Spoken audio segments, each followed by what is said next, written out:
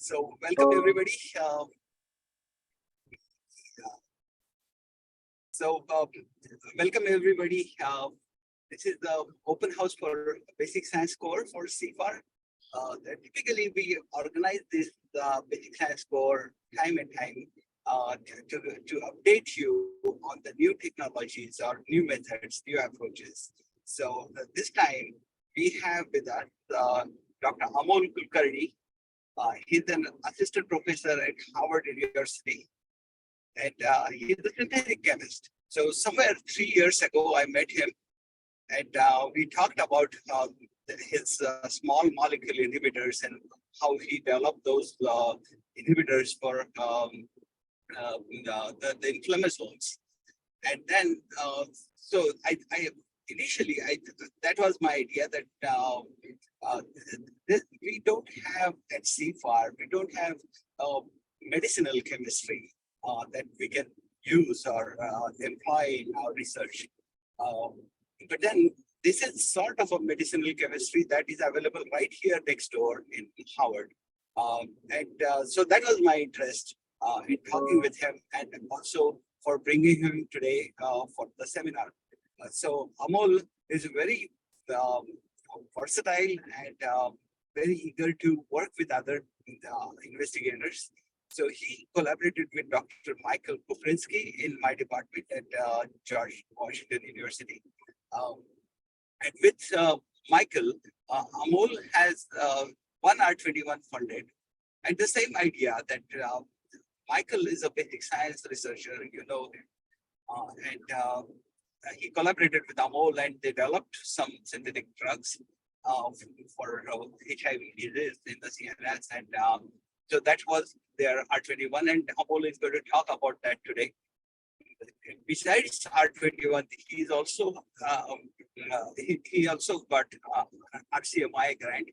But anyways, so the idea is this, that you can collaborate with him and see whether we can come up with some kind of a small molecule inhibitors of your interest. And he is willing to work with you to validate the target and work through the biological assays with those molecules. So Amol, here you are. So take it on.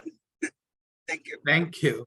Thank you very much for that kind introduction. Let me share my slides. Let me share my slides again. Hello, everyone. It's indeed my pleasure to be giving this talk in the Basic Sciences Open House Forum. I'm an associate professor in the College of Pharmacy, Pharmaceutical Sciences Department at Harvard University.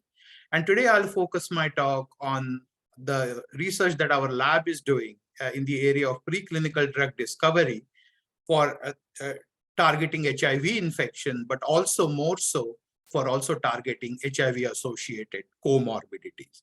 And before I could go into the actual presentation, I thought I would give you a brief idea of the kind of projects that are currently ongoing or have just recently been finished in our group. So as Dr. Magirwar mentioned, one of the projects is on the development of anti-inflammatory compounds.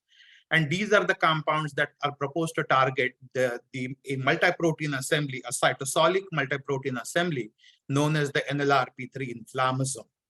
And this assembly is responsible for neuroinflammation, inflammation in general. Aberrant activation of this assembly is linked with HIV-associated neurocognitive disorders, or HAND. This type of assembly has also a lot of other, this is also a target for a lot of other disorders, including life-threatening pathogenic infections, including atherosclerosis, etc. However, most of our research will be focused on the neuroinflammation aspect, the neuroinflammation inhibition aspect of these compounds. And here in this project, what we did was we relied on a plethora of natural products that are reported to have the anti-inflammatory activity. Some of them are specifically known to target the NLRP3 inflammasome. And we will see how we kind of change their structure into a more drug-like scaffold. I'll have more to say about this. Most of my talk in my today's presentation will be focused on the development of NLRP3 inflammasome inhibitors. So the next, so this project, I'm working in collaboration, the NLRP3 project, I'm working in collaboration with Dr. Buprinsky from GW. The other project is a collaboration with other CFAR investigator, Dr. Sergey Nikai. So Sergey and I are working on development of antiviral compounds, particularly by inhibition of this particular protein, target protein, PP1. And PP1 inhibitors, as we all know, have, so the virus is going to rely on this particular enzyme for its survival, a critical requirement. So the idea is that if you inhibited this enzyme, let me see if I can make a pointer. So the idea is that if you inhibited PP1, you will potentially have compounds with antiviral activity. We are interested, as far as the viral targets are concerned, we are interested in two targets. One of them is Ebola, and the other one is HIV. And actually, we published a paper a few years ago on the potential of these compounds to target HIV infection as well. And so our target, our structural inspiration in terms of medicinal chemistry was this small molecule, 1E703. As you can see, a fairly modular structure. So the molecule actually has okay activity, inhibitory activity against PP1. However, the molecule is fairly unstable at plasma pH. It undergoes hydrolysis at these two sites, leading to fragments that are essentially devoid of any biological activity. And through a series of structural changes, we were making compounds that will retain or actually improve on the activity of this compound 1E703, and hopefully will have a much longer half-life. And so that project was going on for a good 5 to 6 years in my group. And finally, this project on HIV-NEF inhibitors. NEF, this is again my collaboration with Dr. Buprinsky, where HIV-NEF is associated not only with retroviral, so HIV pathogenicity, but also more so for HIV-associated comorbidities, cardiovascular comorbidity, neurological comorbidities, etc. And so here, through a series of experiments, this particular compound was isolated. This compound is called NSC13987, and this actually had fairly good NEF inhibitory activities. However, if you look at the structure of this compound, it's extremely lipophilic, and just the lipophilicity alone was a reason for these compounds, for this type of compound to have issues in vitro screening. And so what we did, this is just a prototypical example. We started making iterative changes to this highly lipophilic compound, to increase its activity, but also to increase its pharmacokinetic properties, particularly aqueous solubility. And a couple of papers have been published, but we also are looking at some exciting data in this area as well. And like I mentioned, most of my talk today, I don't know why it's okay. Okay, so most of my talk today will be focused on NLRP3 inflammasome inhibitors and how we kind of, based on the structure of these natural products, how we were able to come up with a far more drug-like scaffold and kind of show the applications of these compounds in HIV-associated neuroinflammation. A quick kind of recap of some of the methods that we use. One is called as the ligand-based drug design. And so this is the commonly used approach that we have used where the target structure was not known. And indeed, it was the case when we started this research around 2017, 2018, somewhere in that range, where the exact 3D structure of the target, in my case, the NLRP3 inflammasome, was not known.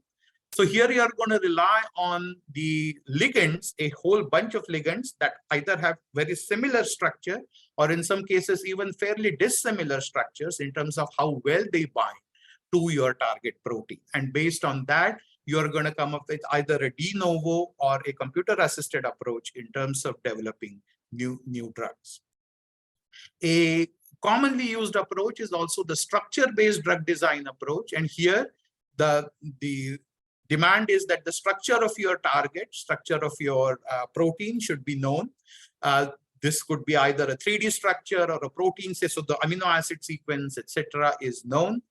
And at least a couple of ligands, hopefully at least one or more ligands that are known to bind to this target. And here you are going to ask yourself a question: how best am I going to change the structure of my ligand so as to maximize or optimize, I should say, its interaction with the target protein? So some commonly used approaches that we have employed in the drug discovery process.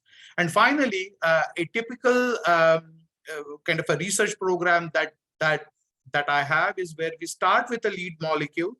This lead molecule usually has something going for it and something not going for it. In many cases, some activity, either weak or strong activity, is something that is going for it.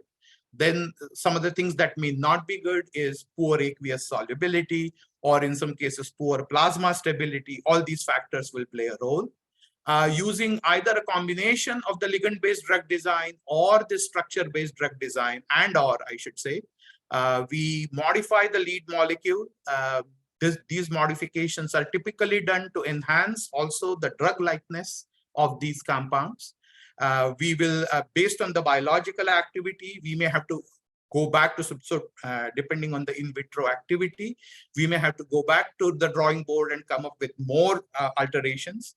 If the activity looks good in vitro, both the activity, the toxicity, etc., the molecule enters in vivo screens. And the compound that I'm going to talk about, AMS-17, has actually entered this phase, and some of the compounds that I developed with Sergey are also currently in vivo screens. So with that, let me start with the topic that I want to discuss, the development of these small molecules that have NLRP3 inhibitory activity.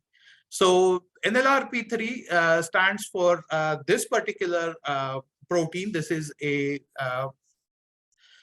leucine-rich repeat containing protein, like protein 3 is the nucleotide binding domain, leucine-rich repeat protein 3, and it's the sterile inflammation that is mediated by this assembly is typically involved in pathogenesis of a variety of disorders. As far as how the process goes, a brief kind of introduction. This is going to be the first step is going to involve the priming of cells in the context of neuroinflammation. These will be microglia mostly. So this will be NF-kappa B mediated priming of these cells, microglial cells. Priming is a process that is mediated by the pattern recognition receptors, particularly toll-like receptor 4. And what's going to happen is the cell is going to have overexpression both of the NLRP3 inflammasome as well as IL-1 beta genes.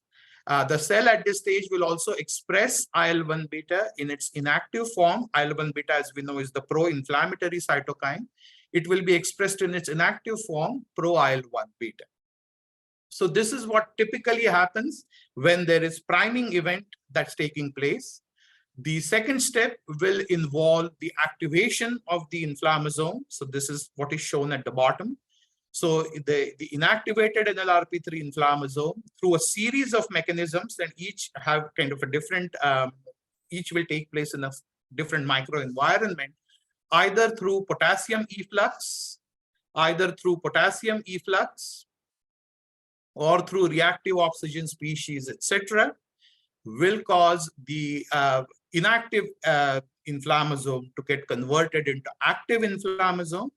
Once it's activated, it will incorporate this speck-like protein that contains a card unit. This is the effector protein. I mean to say, this is the adopter protein called ASC. And finally, it will also incorporate, upon the activation process, this effector protein called procaspase-1. And through a series of events, which are not fully understood, the inactivated NLRP3 will become fully functional NLRP3 inflammasome.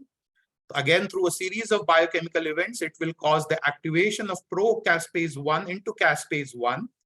And caspase-1 will then catalyze the formation of IL-1 beta from its precursor, pro-IL-1 beta, Once IL-1 beta is produced, is biosynthesized, it will be driven extracellularly, where it will propagate inflammation and those kinds of phenomena. I should say that NLRP3 will usually respond to a series of DAMPs. DAMP here stands for danger-associated molecular patterns and also pathogen-associated molecular patterns. So as far as the HIV is concerned, a variety of viral proteins actually serve as PAMs, and they are known to activate the inflammasome in a fairly robust manner. The release of IL-1 beta, again, the pro-inflammatory IL-1 beta, I should also say IL-18, all these pro-inflammatory cytokines are released as a result of this process. So the compounds that are known, including some sulfonylurea compounds such as glyburide, MCC950, I'll show you the structures in a second. They're known to inactivate this particular step, the activation step, activation of the NLRP3 inflammasome from its inactive state. There is a huge interest, like I mentioned, in the development of NLRP3 inflammasome inhibitors because of their activity. So some of them have shown activity both in vitro and in vivo in neuroinflammation associated disease states like Alzheimer's disease, like HIV associated neurocognitive dysfunction, multiple sclerosis, etc. And like I mentioned before, the interest goes much beyond neuroinflammation in atherosclerosis and life-threatening pathogenic infections as well, especially the cytokine storm that is produced. One of the examples could also be COVID-19. NLRP3 is being looked at as a potential viable drug target. So now let's talk about some of the inhibitors where the medicinal chemistry kind of comes into picture. So a variety of natural products have been shown to have NLRP3 inhibitory activity. Those would include isoliquiritigenin. Isoliquiritigenin is isolated from licorice. As we all know, curcumin. Curcumin is this polyphenolic compound found in turmeric. Also resveratrol, which is found in red wine, etc. A variety of these three are just the representative examples. A variety of these compounds have been shown to have this activity. However, in spite of their good activity, these kinds of natural products are not considered as the greatest of leads for drug discovery, primarily because of their chemical and enzymatic instability. So in many cases, especially in curcumin, the molecule is unstable at plasma pH. It undergoes something known as a retroaldol condensation and gets broken down into two fragments. The fragments do not have good biological activity. They retain some activity, but nowhere near good. They almost have, depending on the assay you see, 1 to 2 orders of magnitude loss of biological activity. Also, the polyphenols that they have, so more than one phenol, they actually act as a fairly good soft spot for metabolism, conversion into glucuronide, etc. And therefore, you're going to eliminate the compound. The half-life is fairly short. They also have affinity for a wide variety of biological targets, leading to their promiscuous binding to other proteins, leading to pleiotropic activity. In some cases, because of their fluorescence and other properties, they may show good activity in fluorescence-based assays in vitro.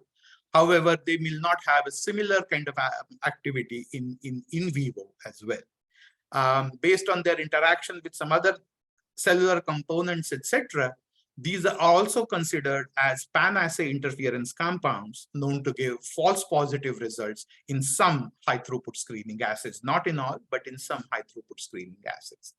So we wanted to see if we can glean something in terms of the molecular architecture of these compounds, and if we can, by the structural information that we learn, can we somehow harness it to come up with new, novel molecules.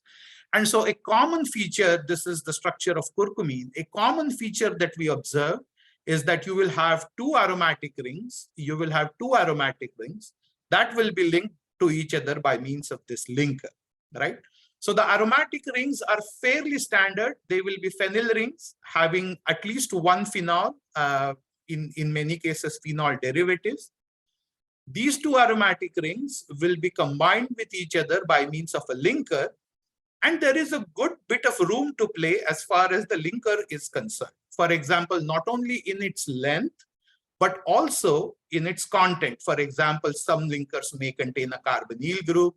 Things like resveratrol may not contain a carbonyl group. So we thought that this might be a good position for us to start in terms of changing the linker.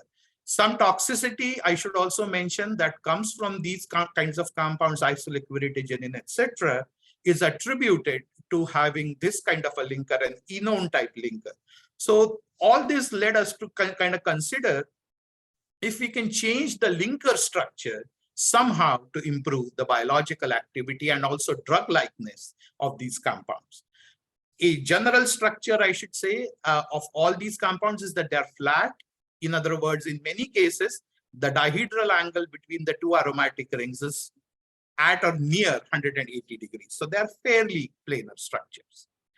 So, like I mentioned before, in the drug discovery process, we thought that the replacement of the enone linker would be a good point for us to start. And also, this metabolic soft spot, we thought as if that needed to go for enhancement of drug likeness of these compounds. So we thought that we could replace it with moieties that are not as prone to metabolism and therefore will allow us to enhance the half-life of this compound. And so what we decided to do was to change the linker into a sulfonylurea linker. This is a sulfonylurea linker. As you can see, it still kind of sort of preserves the structural features that we saw before. It still has two aromatic rings, except that the central portion is replaced with a sulfonylurea linker. I'm sure all of us will agree that sulfonylurea is a much more drug-like scaffold than some of the enones and other hydrophobic compounds that we saw on the previous slide. And so the first generation compounds, we just kept, just because we wanted to see apples to apples what the difference is. So we changed the phenyl ring, we preserved the phenyl rings, we played with the substitution, but we did not include any heteroaromatic rings, etc. And about 20 or so compounds were developed, and they had okay IC50 in terms of 15 to 25 micromolar. So their IC50 kind of sort of resembled the reported IC50s for some of the natural products. And so we took it as a good sign, a good proof of concept, although IC50 is nowhere where we wanted it to be, but nonetheless, a proof of concept that this type of a linker, a sulfonylurea linker, could be a good substitute for some of the enone and other linkers that we have seen. The second generation compounds, we started kind of making heteroaromatic rings where we started replacing the carbon atoms in one of the benzene rings with nitrogen, etc. Same thing also for the other benzene ring. We also kind of played with the overall the sulfonylurea ring. We made it 5-membered and 7-membered, etc. And one component of this included AMS17. To date, it has shown the most promising anti-inflammatory activity, and the biological activity I'll present will be on this compound, AMS17. As I mentioned before, just a quick reminder of how these compounds kind of sort of relate to isoliquidity, the compound that we saw on the last slide, so that similar arrangement of two aromatic rings that are joined together with a linker. We were also pleased to find out that the overall three-dimensional contour of these compounds, yes, it was different. The dihedral angle is nowhere near 180, but it is still comparable. And we thought that this could be a good start for us to explore cyclic sulfonylureas for their anti-NLRP3 inhibitory activity. I should mention that sulfonylureas have been reported to have NLRP3 inhibition. Things like glibenclamide, for example, it's a compound used for type 2 diabetes treatment, is shown to have activity, neuroinflammatory activity, etc. In the NLRP3 activity in general.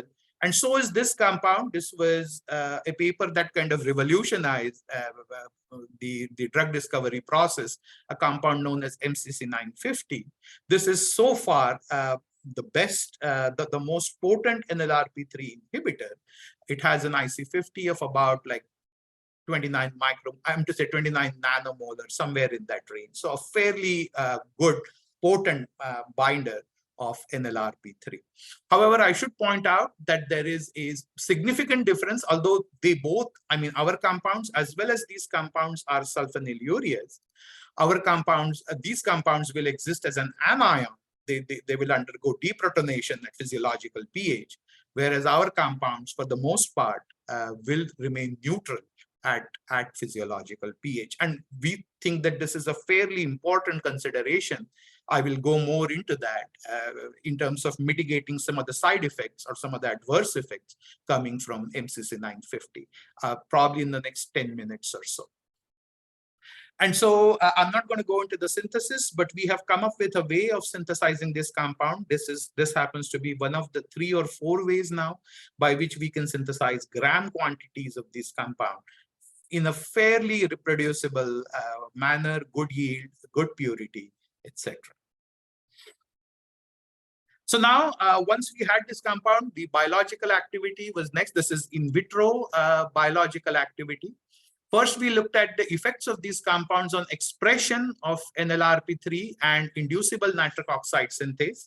So inducible nitric oxide synthase, in terms of its impact on neuroinflammation, is that this gets overexpressed in neuroinflammatory states such as hand, and that produces abnormally high levels of nitric oxide.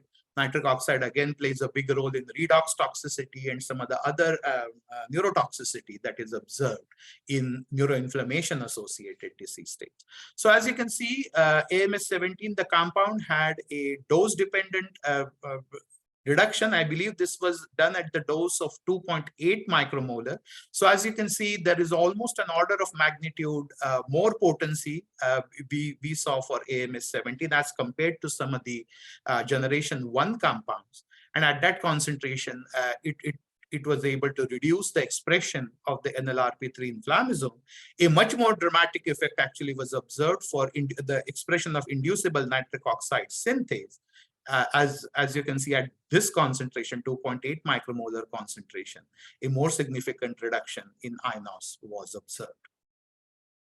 So it was also noted that this particular compound AMS-17 also was responsible for downregulation of IL-1 beta and TNF alpha.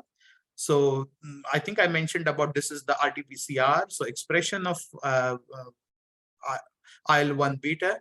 These are the protein levels of IL-1 beta. You see difference. And finally, a much more dramatic effect as far as TNF alpha is concerned. Now, TNF alpha is also a big contributor to the overall neurotoxicity that is seen in neuroinflammation associated disease states.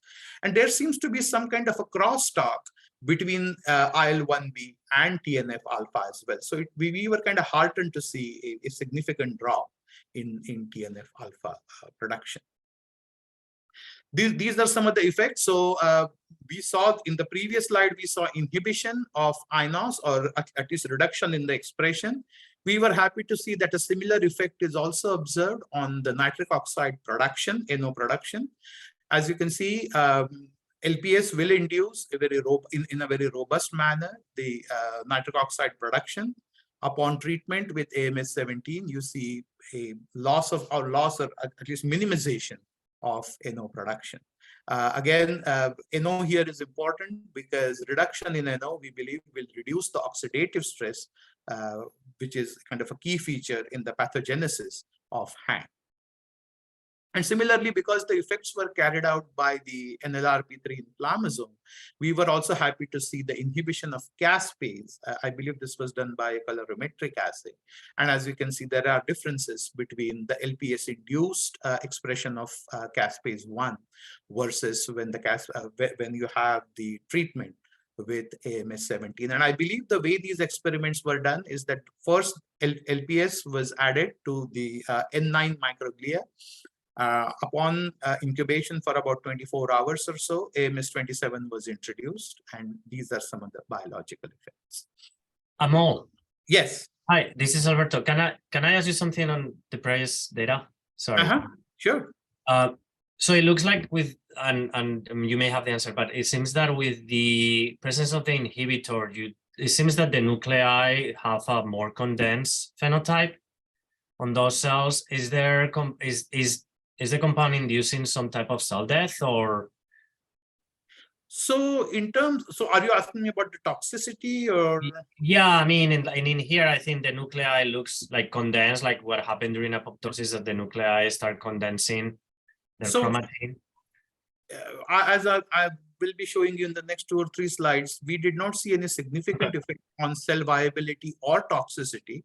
What we have data, or what I'll present the data will be up to, I believe, 5.6 micromolar, so twice the therapeutic effect. But I think recent results, which I didn't include in today's presentation, an order of magnitude difference. So the most we tested was 25 micromolar, and we still didn't see any effect on microglial viability. So we take it to take it as a good sign in terms of low toxicity, at least compared to the IC50. So then we wanted to see if these effects, what other beneficial effects that we can see from this compound, and this is the impact on microglial morphology. Microglia, as you know, when they are in the quiescent state, they are kind of rod-shaped structures. They are bipolar. When they are activated, they get transformed into these multipolar structures. Their shape becomes amoeboid, etc. And as you can see from here, compared to the control group, when LPS is added, the percent of cells that are in the resting stage or quiescent state reduces significantly. But this can be reversed at least partly at 2.8 micromolar concentration by AMS-17. And I believe this was the cell viability data that we were looking at. This, I think, only goes as far as 5.6 micromolar. But when we were submitting this grant, I believe a few months ago, this was tested up to 25 micromolar concentration, and there was no significant impact as far as the viability of N9 microglia is concerned. So we take it to mean that they at least have a therapeutic window of 10, maybe more. And of course, as you will be seeing shortly, we are also making some changes in the structure so as to come up with compounds that are more potent than AMS-17. And so we wanted to see if these effects, these beneficial effects, could be reproduced in vivo. So as you can see, this is, and the way we determined this by IBA1 positive cells, IBA1 positive microglia. So as you can see with LPS, there is an increase in the IBA1 positive microglia.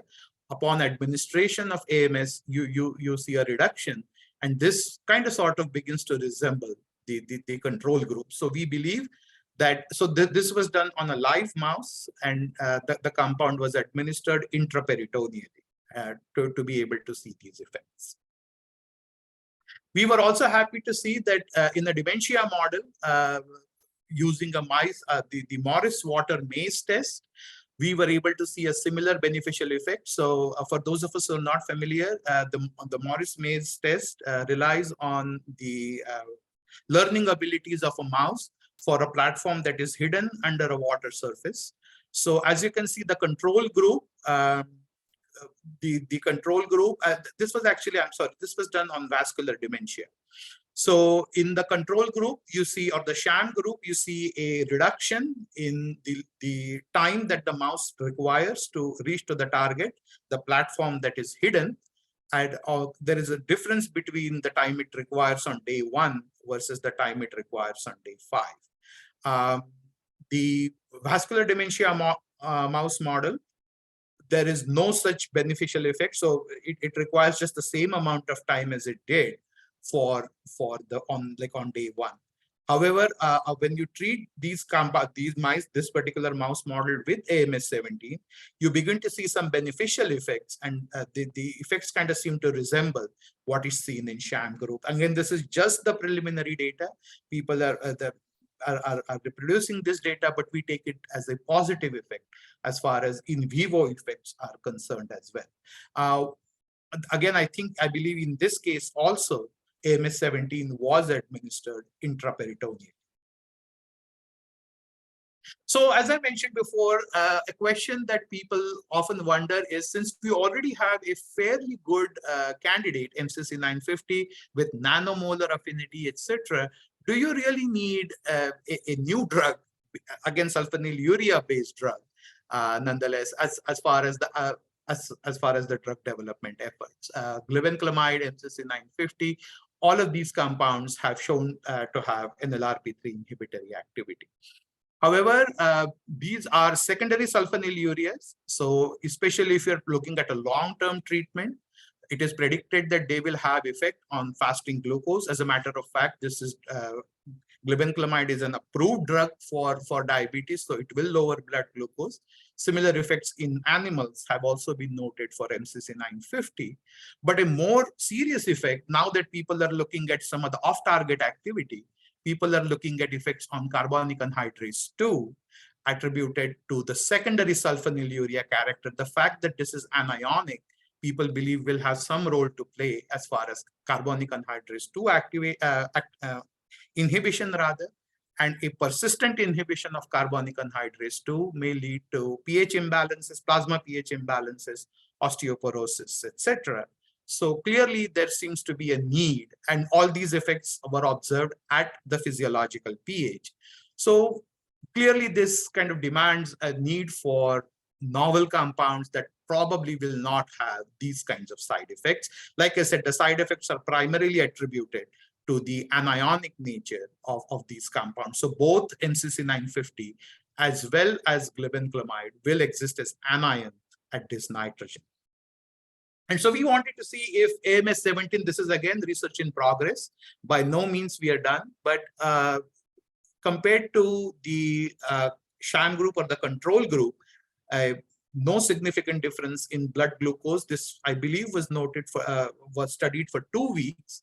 No significant impact on blood glucose levels was observed upon treatment of AMS 17.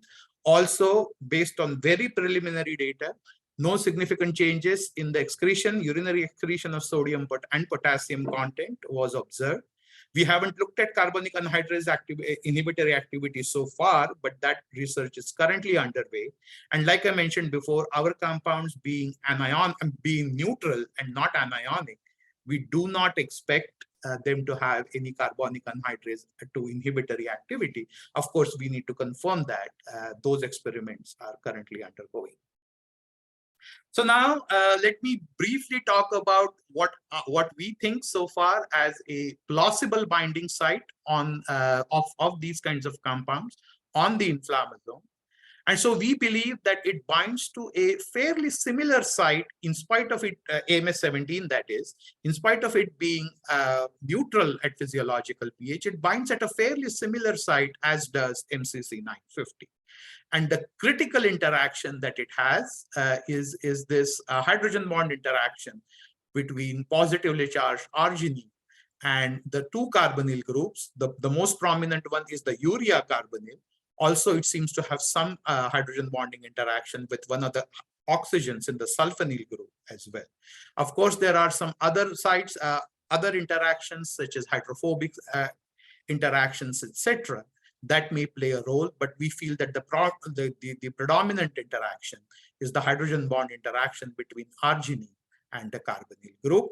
This is the same arginine that actually forms a salt type interaction, an electrostatic or an ionic interaction with the negatively charged sulfonylureas. So, this happens in the NAC protein, one of the proteins in the multi-protein assembly of NLRP3 inflammasome. And now, currently, we are asking ourselves questions in terms of how best we can change the structure of AMS 17.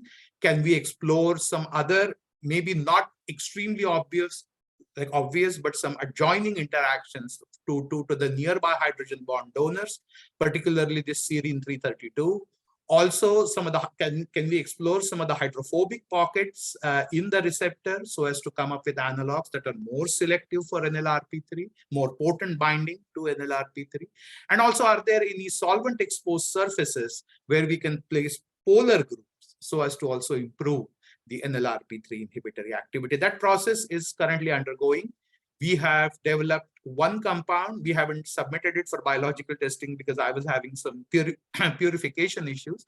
But nonetheless, that is kind of the gist of the research that is currently going in my group as far as this project is concerned. So I believe I've given you an indication of the development of NLRP3, the rationale, the computationally guided development of small molecule AMS-17 that had NLRP3 inhibitory activities. AMS-17 was successful in reducing the pro-inflammatory cytokines both in vitro and in vivo.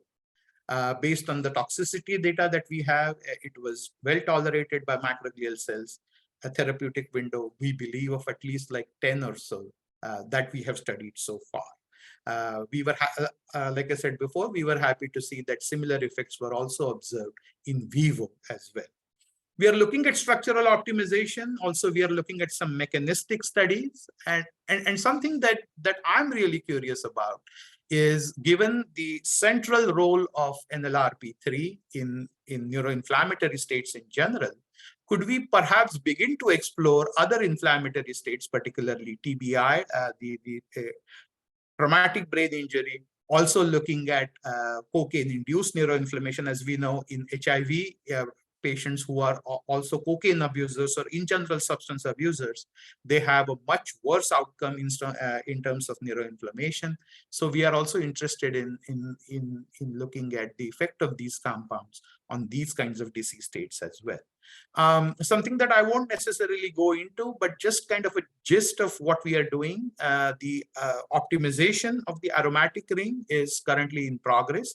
Particularly, we are looking at whether we actually need 2 nitrogens or one of them could be carbons. Is 6-membered an optimal ring at this position? All these questions. Can we have a lipophobic group, I'm to say lipophilic group, hydrophobic group at one of the positions on this ring? Can we also change it into a spirocycle? Can this new spirocycle will have protonation sites, etc.? And can we, in the other aromatic ring, can we also add a combination, a side chain that has a combination of hydrogen bond donors and or hydrogen bond acceptors? So we are interested in developing a focused library that uses the structure, the optimized structure of AMS-17, hopefully to come up with analogs that are more selective and more potent as far as their binding to NLRP3 is concerned. And finally, I'd be remiss if I didn't acknowledge the wonderful support that I had. Most of the research that you saw that was presented was by my postdoc, Sajid Milivitil, and also Dilby, who was a PharmD student who had some really good synthesis in developing these library of AMS-17 type compounds. We have 2 new postdocs in the group who are continuing some of the 3rd generation compounds. A wide array of collaborators from Houston, the computational collaborators from Mercer, Phil Bowen's group, as well as Kirk Havener's group from Tennessee is acknowledged. Some other people from Emory. I didn't get to present this research, but some of these sulfonylurea compounds also are NOX4 inhibitors, NADPH oxidase inhibitors. So of course, different structures. So those people are also acknowledged.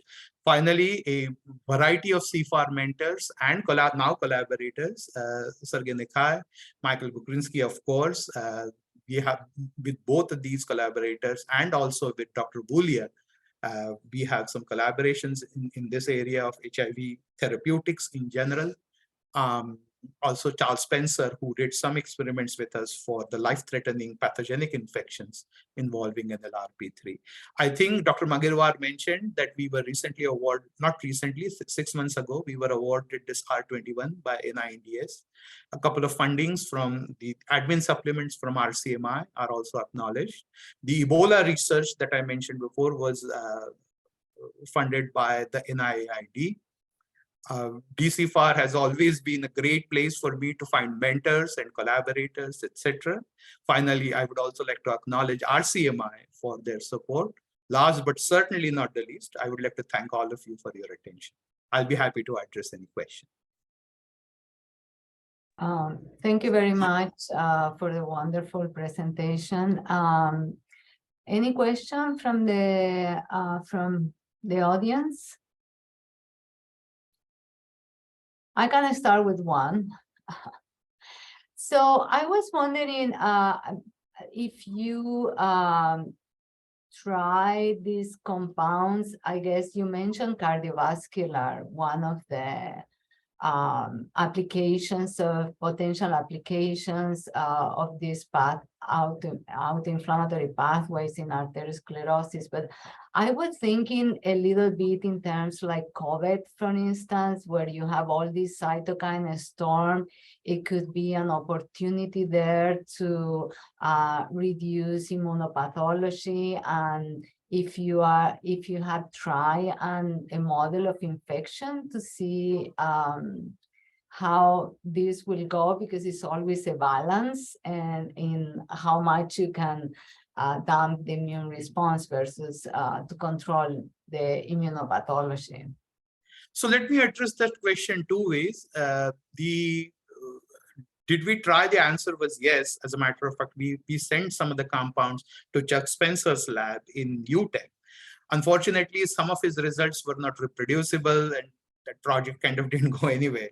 But coming back to this issue of immune suppression versus immune activation, there is some data that suggests that NLRP3, this particular inflammasome, happens to be a redundant inflammasome. So when people had some knockout experiments where NLRP3 was knocked out, you still had good enough activity for survival in terms of, survival against bacterial infections, viral infections, etc.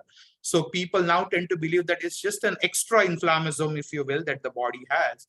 However, when it is exposed to these DAMs and PAMs, etc., it just gets in this overactivation mode and starts causing a lot of bad things. So targeting this even for COVID, as my probably naive idea would be that it would be a good approach for COVID as well.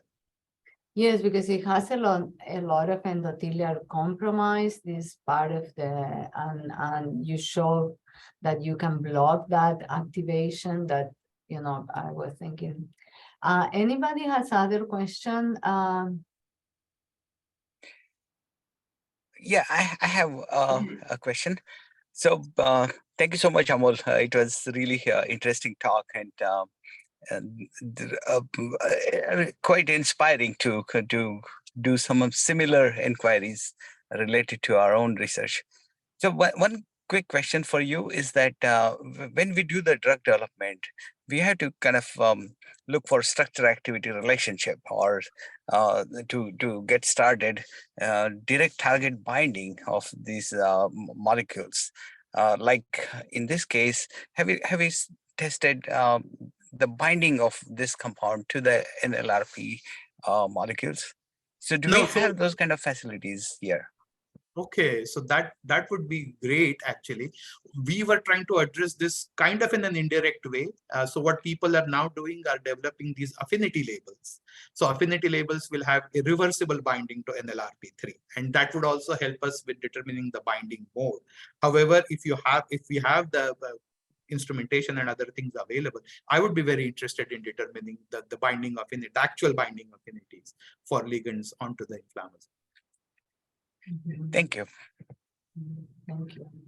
So, any question from the audience?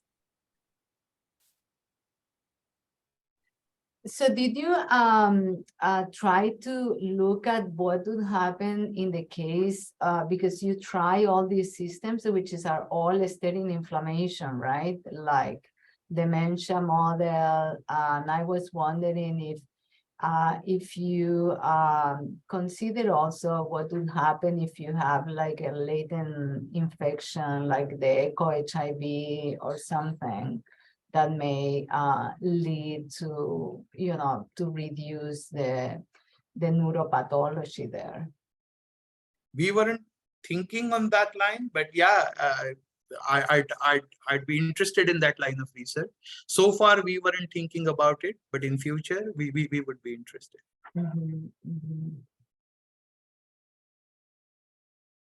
Any other question?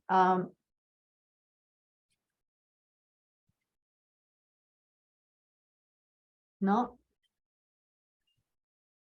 Okay, so if there is not other question from the audience, I don't see anything on the chat. We would like to thank you very much for your time. It was a wonderful presentation, and having you in this event, it was really, as Sanjay said, very inspiring to see how you can translate all these findings. And definitely, I was interested in all the cardiovascular.